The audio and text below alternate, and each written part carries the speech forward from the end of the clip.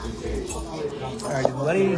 Page Against the Machine, Long Beach, the LBC. I'd like to get it started at Page Against the Machine.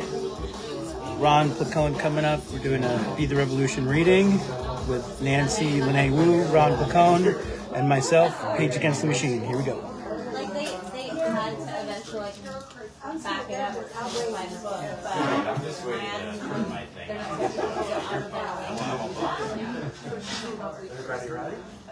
Why you put that high up? I have to be on my tippy toes for that. Hey, welcome everybody. Thank you for coming out on a Friday night. I think I know many or most of you, but my name is Chris. I am the self-described instigator of Page Against the Machine.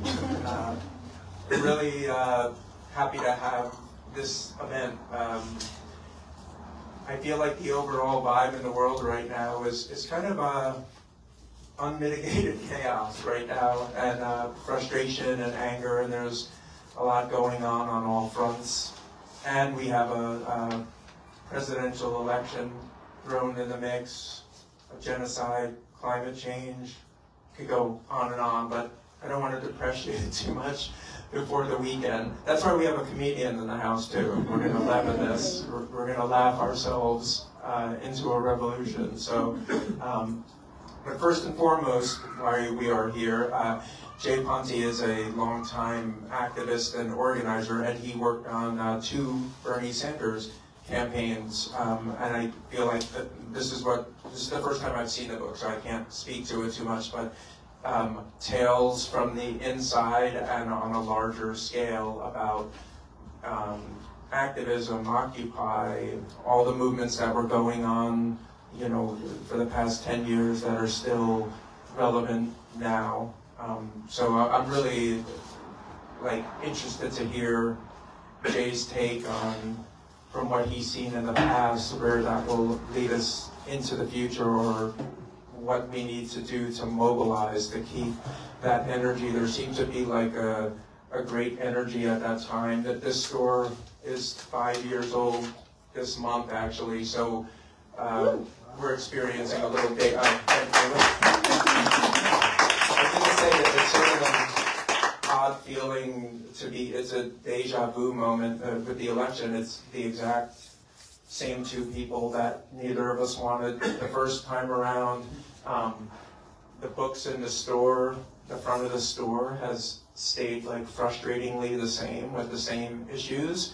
Some of those issues have gotten even worse. So it would be cool, just from a personal point of view, in 2024, if you could have a bookstore that didn't have to, we should be carrying books on flying cars and green energy and monorails instead of fascism and genocide and racism and sexism still, but here we are. So hopefully we will all get a little inspiration and activist energy from tonight's 3 speakers. So I also like the way, all credit to Jay, the overall theme was words of resistance, and of course Jay has the book, The Literal Word.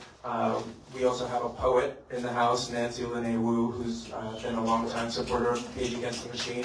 She's also involved with the Sunrise Movement Long Beach, which hopefully you're all familiar, is an environmental group. So she's been on the front lines of things like that. So a great exemplar of blending of poetry and activism to motivate people. And then Ron Placone is again, I made a new acquaintance tonight through Jay. I watched some of his clips online. A comedian with a social conscience, kind of, my model for that has always been like the George Carlins of the world, and people who can tackle serious topics with a little bit of humor to make it go down a little easier for all of us. So I'm not exactly, Jay's going to tell us about the format of the show, but I envision a nice, informal, wide-ranging discussion on all the issues that Jay brings up in his book with these other speakers. So I thank you again for coming, and let me introduce Jay Ponti. Yeah, Jay.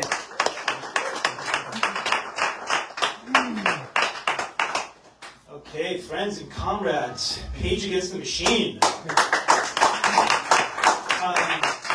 Just you being here is the medicine I need, because it gives me the idea that there are people who still care, and I'm not completely given up. And that is the medicine that really helps me, because late-stage capitalism has so much resulted in the atomization of our society. We're into little individual people and units. It has broken down our social structures where we come together. So when we come together in real life and get out from behind the keyboard, this is the thing. This is the thing. So I just thank you for all for coming out. But first, I want to introduce my really good friend, Ron Placone.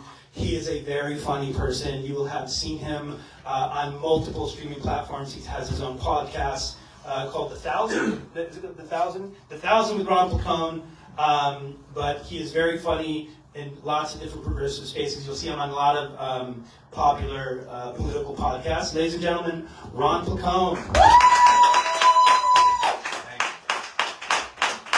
What's up, everybody? This is 2024 is a new leaf for me, and now I only do shows at lefty bookstores with a barricaded chairs. It's the only way I will perform. I'm like, I need my barricade and Jay's book. Good. I can do peekaboo with you guys because I'm short enough. I can just, I love coming over to Long Beach. I live across the bridge at San Pedro, and I love coming over to Long Beach, getting out of Los Angeles. Comedy in Los Angeles is always its own animal. The last show I did in Los Angeles, it was a free bar show, and I was outside before the show just hanging out, and this guy walks by and he goes, "Hey man, you're Ron Placone, I love your podcast." I was like, "Oh my god, that's so flattering, thank you so much. I'm doing a free show inside, do you want to come check it out?" And he goes, "Nah, I got laundry." It's LA, man, they give and they take away. I don't know what everyone's talking about, though. I feel like everything's going great in the world. Everything's fine. Got an election coming up. Who's not excited for that? It's like a sequel, and nobody liked the first movie. No one liked the first movie. They're like, "No, we're doing it again." I don't know if that's a good idea. It's like, usually when a first movie goes really bad, if there's a sequel, it's self-aware. Not here. We are living Sharknado 2, and nobody wants to admit it. It's literally what we're living. People get mad at you when you say that, too. They're like, "Now's not the time. Now is not the time. We can talk about this later. Now is not the time." They've been saying that for 20 years. Things keep getting worse. I just wonder what the future holds. Look, now, it is 2032, okay? And I know that Don Jr. was not the first choice. But now is not the time. If you don't hold your nose and vote for Don Jr., well then, the Mussolini hologram's going to be president, okay? You don't want the Mussolini hologram, so you just hold your nose, vote for Don Jr. Don't vote. Now is not the time. Look, it is 2036, okay? And I get it. Cyborg Reagan is a flawed candidate. I get it. But if you don't vote for Cyborg Reagan, Hitler's ball sweat will be our next president. Do you want Hitler's ball sweat? Then there's going to be some moron contrarian YouTuber going, "Well, actually, Hitler's ball sweat is the real leftist." I mean, the word socialist is right in his thing. It's where we live, y'all. It feels good. I'm still COVID cautious because I like to be popular, and it's cool to see COVID. People say weird things to you when you're still COVID cautious. Someone said this to me. They were like, "Rod, look, if you're COVID cautious, you're wearing a mask indoors, you're just not going to be the life of the party." That was never my situation. But you thinking like 2019 and before, I'd be at a party, some people would be walking by, a line would be forming, "Hey, that guy who looks like Ed Sheeran if he was obsessed with a bug collection. Let's go talk to him. I bet he has a lot of opinions on how vinyl sounds better." He's our guy. We gotta talk to him. It still amazes me, that somehow COVID caution has become political. That blows my mind. I still don't get it. One time I was wearing a mask indoors. This guy said this to me. This is what he actually said. He goes, "Oh, look at you and your mask. I bet you have pronouns." What do you mean I have them? Like in my pocket? What are you talking about? I don't have a problem with transgender people. I don't know what those two things have in common other than compassion for other people. But other than that, I don't know what they have in common. I feel like we're going in a direction 10 years from now. Someone's going to be, "Oh, look at you washing your hands. I bet you want to take my guns away. We are for poopy hands and gunpowder. That's what we stand for. Vote for Cyborg Reagan." That's what the future holds.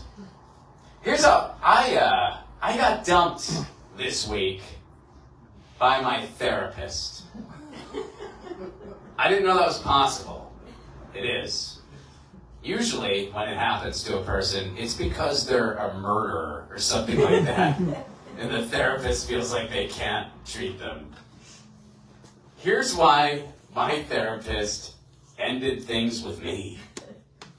He asked me point blank what I thought was going to happen in the United States in the next 5 years.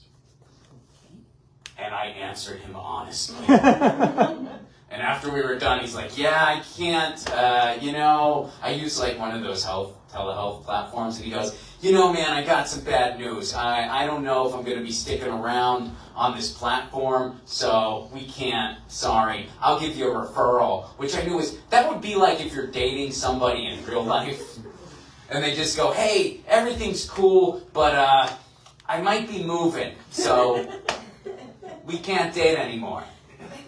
Are you moving? I don't know, but I might.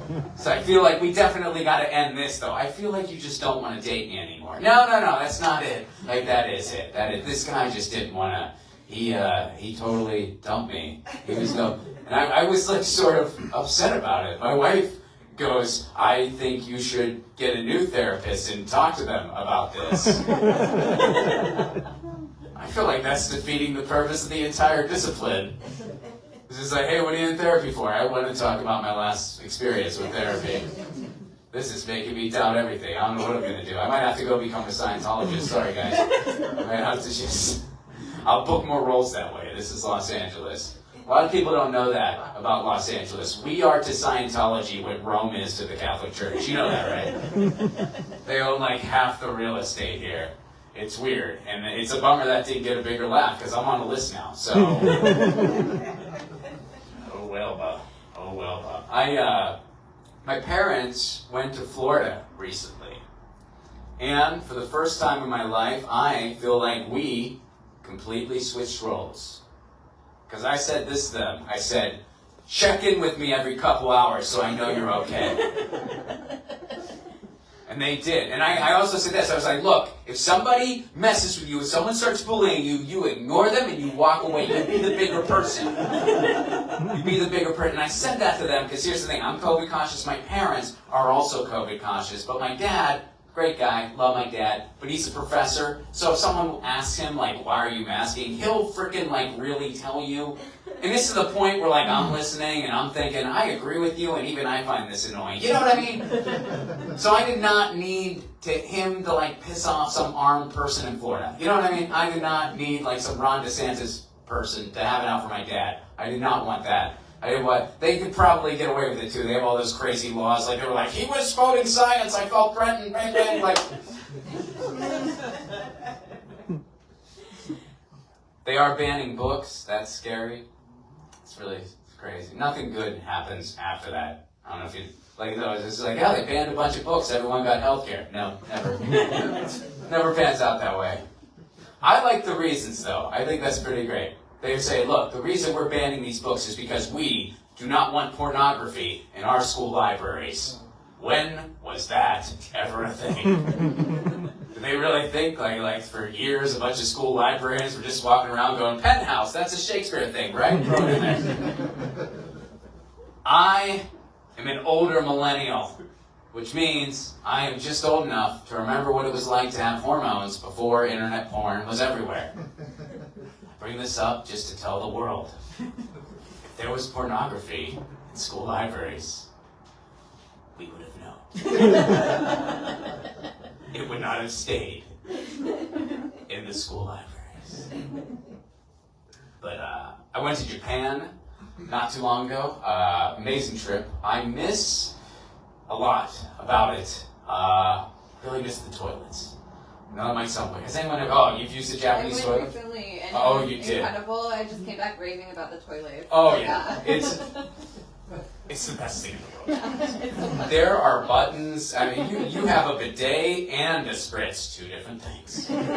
Oh, two different things. It is. There's a button. You push it. A hologram of your dad shows up and says he's proud of you. It's amazing. It's amazing. And they don't even have to AI. Like, that's how they know who your parent is. My dad's never even been to Japan. I pushed the button. He showed up and he's like, "You're doing great, kiddo." And I was fine in Florida. We're safe. It was great.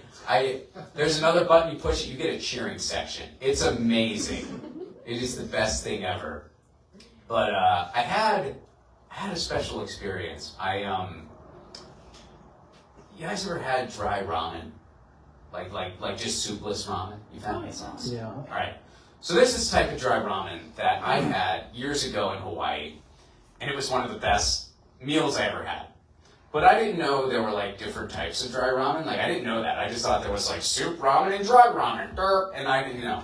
There's a bunch of different types. It's like, so I was in Tokyo and I was trying to find this dry ramen.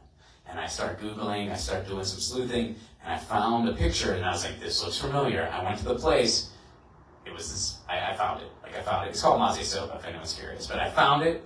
And it was amazing. It was what years, and I tracked it down to Tokyo, and I was so happy. And I wanted to tell the people at the establishment how happy I was. Now, I did not speak any Japanese. No one in there spoke English, so I used the Google Translate. And what I typed in for the Google Translate was I said, "This is my favorite noodle dish. I've been trying to find it since Hawaii. Thank you." And I show it to the guy, like the translation comes up, and I just show it to him, and he reads it. He kind of looks at me a little weird, and then he gives me like an awkward smile, and then he does a little bow. I do a little bow back. It's a beautiful moment. Later that night, I'm hanging out with some friends, one who speaks fluent Japanese. I told them the story. They're like, "That's awesome, Ron. Glad you found your dry ramen. By the way, what did you type to the guy? Let me see it." So Google Translate did some phonetic things and messed up my translation. Here is what I actually wrote to the guy. "I'm a famous nudist."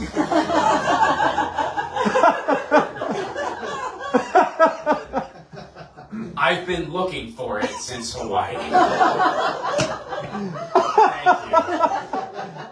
Thank you, guys. It's been a lot of fun. I'll see you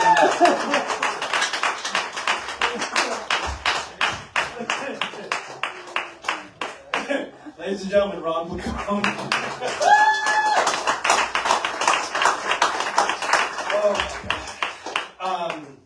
I want to thank everyone for coming tonight and supporting. I'm also COVID conscious, and I went to an RFK rally. It was a comedy show, and there are some stories with RFK before. Less than 1 year of college under my belt. I'd never written a book. Whenever I tried to write, it was, believe me, it was quite bad. It was really bad. But there's something inside of me that that really felt like a compulsion. That what I've learned in the last 20 years of organizing desperately needs to be passed on to this generation coming up and getting into activism for the first time. I myself did not experience a lot of mentorship from the previous generations. And I was really hungry for that. And so consequently, we made a lot of mistakes. And my hope was to transmit some of those lessons learned, the things that have worked, some of the things that didn't, but also to record the story that has gone largely ignored in the mainstream ethos. As Nina Turner said, this is the book the establishment doesn't want you to read, because the popular mythos is that Occupy Wall Street failed. Anyone heard that one? Mm-hmm. Occupy failed? Okay. anyone, maybe another one was Bernie Sanders was simply a viral phenomena that came out of nowhere because he appealed to unrealistic millennials. Does that sound probably about right? Okay. Neither are true. For most of us, Occupy never ended. For a good number of us. Some people came in and that was their only entry point. But for a good many of us, millions of people activated around the country and around the world. And it, over a 3-month period, really shook the corporate state. That's a term that I've coined in the book, which means the sort of junta of the corporate media, the police state, elected officials, the ruling class, and the consultant class, who all work together to dismantle populist movements for justice and to maintain hegemony for their own interests, for their own money and power.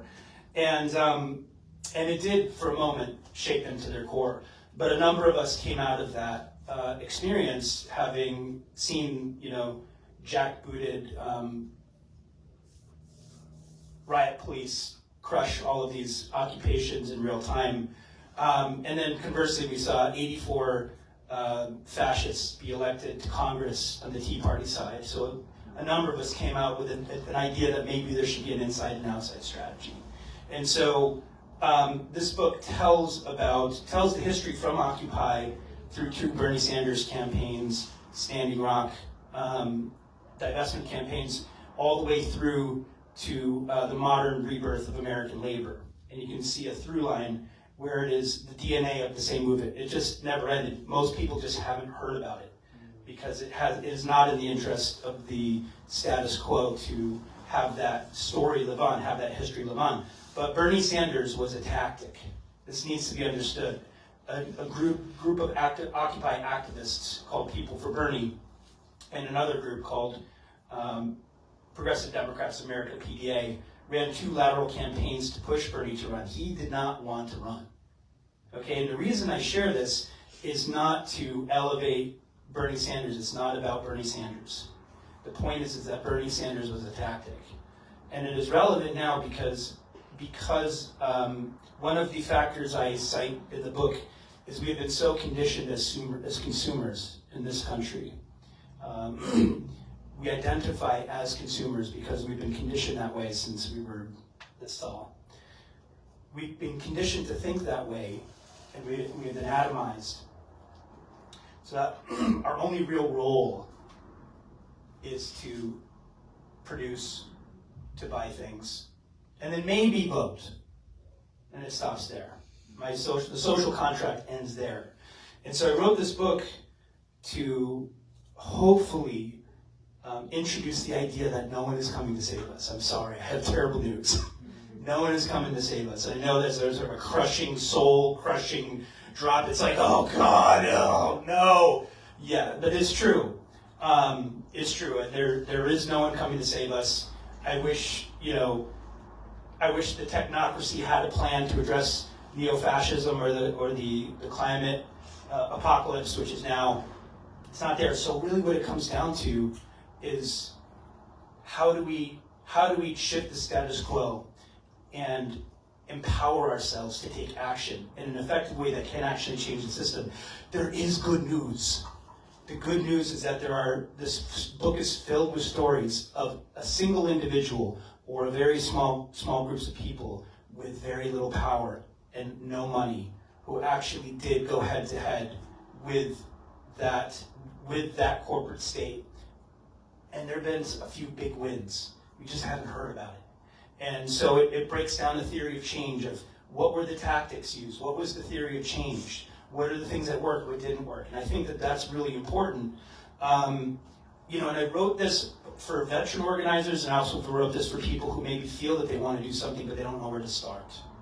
Okay? So my hope is that people can come away from this book feeling empowered to go out. And the good news is that it may be very difficult to shift things on a federal level, but there is so much that can be done on a local state level. I promise you.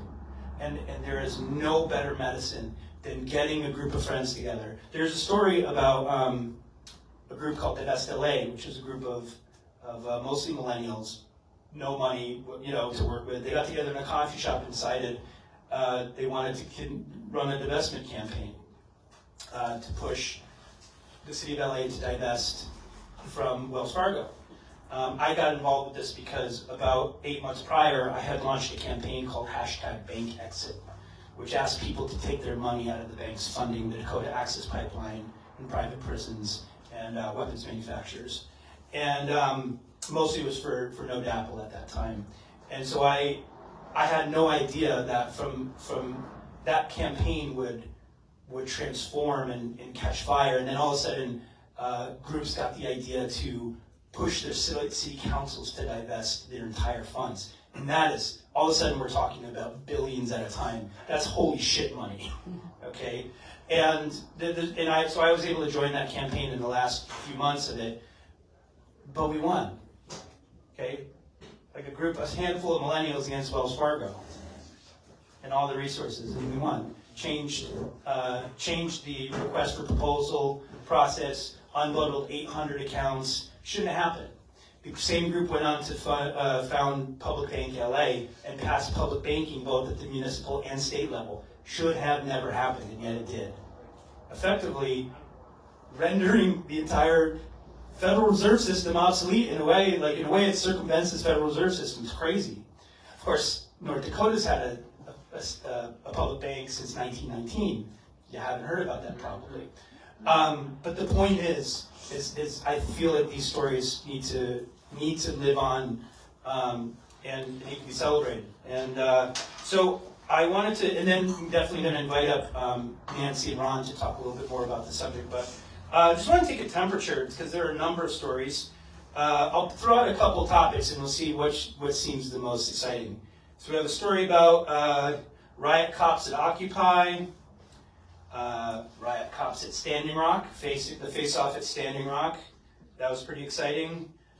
Disrupting Secretary Clinton's motorcade, throwing money at outside of George Clooney's party. That was fun. Disrupting Governor Cuomo. That was a spicy one. So yeah, throw it out there. What do you feel? Standing Rock. All right, cool. The people have spoken. Okay, so this is a chapter the book is called Be the Revolution, How Occupy Wall Street and the Bernie Sanders Movement Reshaped American Politics.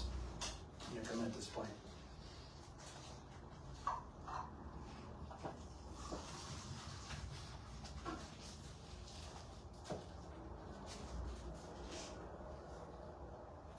The blizzards came. Great gales of wind and snow. If I stepped outside within 5 minutes, my beard would be frozen with a layer of ice. If you took your gloves off within 30 seconds, your hands would freeze over, like the sharp sting of 1,000 needles at once. I heard that the cornea of one of the medic's eyeballs froze from exposure. And if you don't know, is there anyone who doesn't know what happened at Standing Rock? It's okay, don't embarrass yourself, but there was a pipeline fight they were trying to push a pipeline called the Dakota Access Pipeline through indigenous sovereign land at Standing Rock, North Dakota. And it was an illegal, basically they were illegally pushing the pipeline through. And it wasn't a question of if the pipeline will break, but when. And this would threaten the Standing Rock Sioux's water supply. Now this happened to be the largest pipeline fight in American history where 10,000 people showed up to resist that pipeline, and there was some of the most horrific violence perpetrated on behalf of, you had the Mandan State Police, the governor working with Energy Transfer Partners, parent company now I want to say is Texaco or Chevron, Texaco I think now. So you have the governors, the BIA working with the oil company who had hired Blackwater mercenaries named Tiger Squad to use counterinsurgency tactics that they had used in Afghanistan against the Taliban on unarmed, peaceful water protectors. People, it was a prayerful, peaceful movement. And I've never seen on a mass scale nonviolence, Gandhian, Kingian nonviolence carried out on a mass scale in the face of dogs, rubber bullets, spraying with water cannons in negative 30-degree weather. 139 people got hypothermia. One of my friends got her eye shot out with a tear gas canister. Another young woman named Sophia Wolansky got her arm blown apart with a concussion grenade, exploded. Horrific violence, and never did the Standing Rock Sioux nor the Allies stray from those 9 violent principles. So, the Prairie Knights Casino became a refugee camp. Water protectors everywhere, battle-worn and rough around the edges, tired, wet, and traumatized, but happy to be out of the cold and violence and get a few creature comforts. Like we had mozzarella sticks from the Feast of the Rock Casino, or a charged cell phone with a little contact to the outside world. There were even Sami water protectors, indigenous people from Scandinavia sprawled out in the hallways trying to stay warm. There were meetings of members of the tribal council, the headsmen, the native vets, and the Ikichita. Because of bank exit, working with Wesley and the vets, this was the veterans respond, where 4,000 veterans responded to the call to act as human shields. And helping to coordinate Tulsi Gabbard's visit, I was brought into some very serious meetings with the tribal council, the headsmen, and the native veteran leadership. Leonard Crow Dog sometimes attended these secret meetings. He was a legend, a medicine man, and a spiritual leader of the American Indian movement. In 1973, 185 FBI officers, federal marshals, and SWAT team showed up to Crow Dogs looking for Leonard Pelletier, who was suspect in murders of 2 FBI agents at Pine Ridge Reservation. 2 years prior, Crow Dog and Pelletier had been veterans of the armed occupation of Wounded Knee by AIM, which had led to a 71-day armed bloody standoff with the feds. Leonard Weinglass, the former lawyer for the Chicago 7, represented the AIM warriors in the court after the standoff. His younger brother, Stephen Weinglass, was my best friend and one of the people with me the night the cops had raided Occupy LA. He used to tell me stories from these cases, and suddenly this history was alive now, with Leonard sitting before me in an organizing meeting. Stephen had given me a hand-drawn sign that Leonard kept on his desk for decades that read, "Illegitimis non carborundum," the Latinate for "Don't let the bastards grind you down." Back in '75, Jane Fonda, Marlon Brando, and Johnny Cash used their celebrity to generate public sympathy for the AIM warriors facing charges. They arrested Crow Dog and held him in a maximum security unit at Leavenworth. He'd served two years in prison as a political prisoner before his sentence was commuted, following an outpouring of public support. Standing on the hill where so many people were buried in a common grave. So keep in mind where the pipeline, where the drill pad was a sacred burial ground for the Standing Rock Sioux. Standing on the hill where so many people were buried in a common grave, standing there in the cold darkness under the stars, I felt tears running down my face. I can't describe what I felt. I heard the voices of the long-dead ghost dancers crying out to us, said Crow Dog. He sat in meetings in his wheelchair like a mountain. The lines in his face told the story of a lifetime of struggle, the wisdom that comes with it. Wes, this is the son of General Clark, Wesley Clark. Wes was a madman. He had a bit of a messiah complex, but you couldn't argue with the results. What was astonishing was that the military unit he had served in was the 7th Cavalry, the same regiment that had fought in the Battle of Little Bighorn and committed the atrocities at Wounded Knee in 1890. We walked through the casino one night with Samir Khan with his core team, pointing out the people he thought were infiltrators. All of the leaders that emerged out of Aksheti Shikoan, there were 2 matriarchs that to me were matchless. Phyllis Young, one of the Standing Rock's spokesmen, was tough as nails. She was an elder but had long, straight black hair, wore long sunglasses, large sunglasses that you might have seen on Robert Evans wearing in the 1970s. Phyllis Young was the one who had asked Clark if he could use his connections with the veterans to raise an awareness of the struggle at Aksheti. I also got to spend time with a brilliant elder called Faith Spotted Eagle, one of the faithless electors of the Electoral College. She had actually cast her vote that one of the electors cast for instead of Donald Trump following the election. So one of the electors voted for her over Donald Trump. I remember one night in a hotel room, the casino, listening to her have an intersectional dialogue with Black Lives Matter activists about the complicated history between blacks and natives. Many members of BLM showed up in solidarity. Activists had come from as far away as Palestine to join the struggle.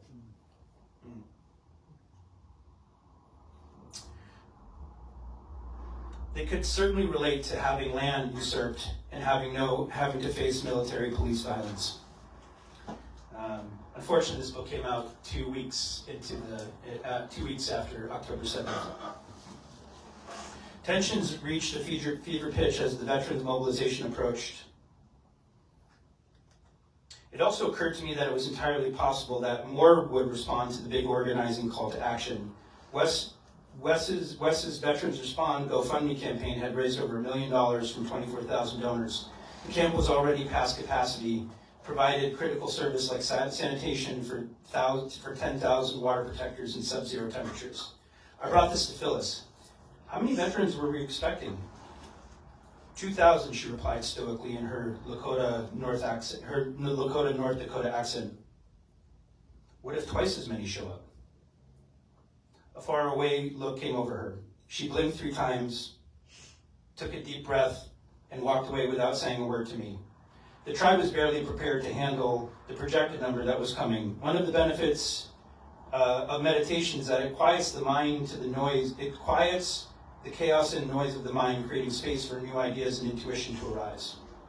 The final number that showed up was close to 4,000. Phyllis was able to make arrangements with several large facilities in Fort Yates to accommodate a potential overflow. After Standing Rock, Phyllis would always come up to me and call me numbers man because of this.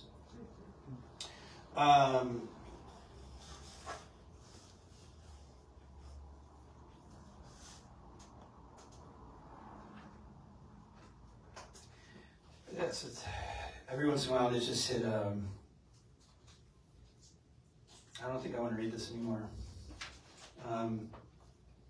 Sorry, I don't mean to bring this down, but I'm still processing all of this in my own way.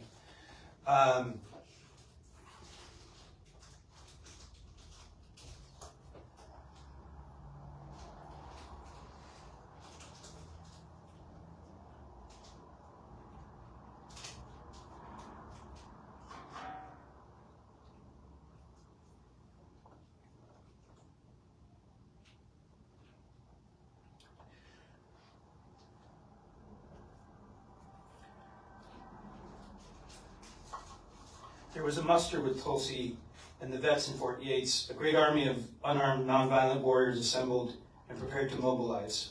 There was a ton of press, finally. The press had been totally non-existent despite some of the worst police brutality against Americans since MLK's Selma to Montgomery marches in 1965.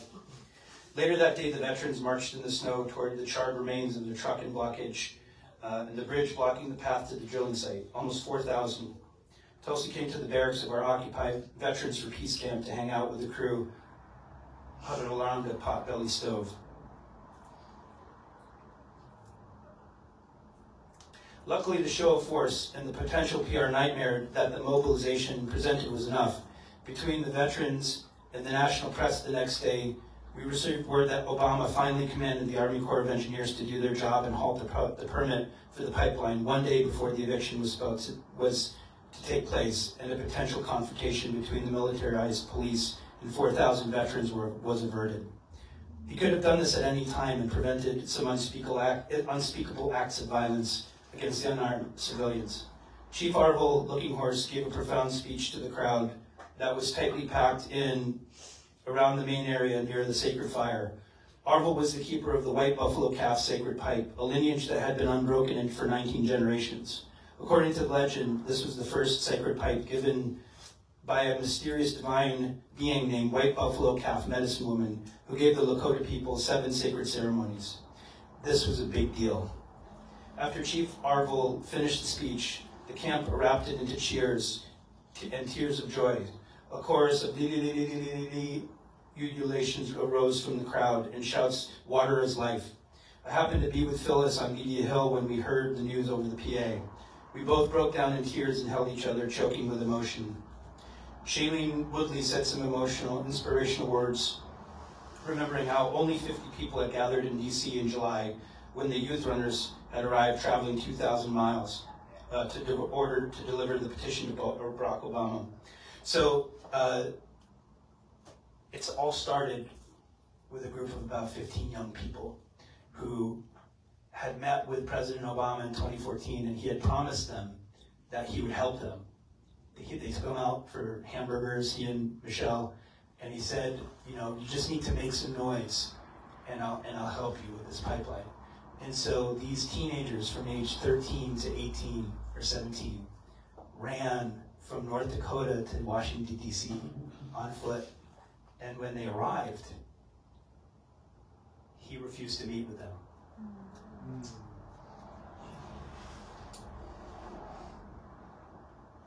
It was amazing to see the progression of how Shailene and her cohorts were living the values of the mission. So this is Shailene Woodley, who had been part of our Bernie cadre. It was a beautiful moment. Many of us would echo Indigenous poet and direct action trainer Mark Tilson's phrase, "No celebrating until we are smoking cigars on the drill pad." But for the moment, it was the one that we all needed badly.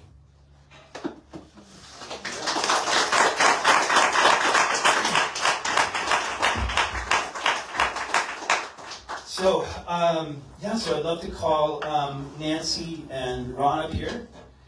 And we don't really have a plan. We're just gonna talk. That's okay. And then after that, we can do some Q&A.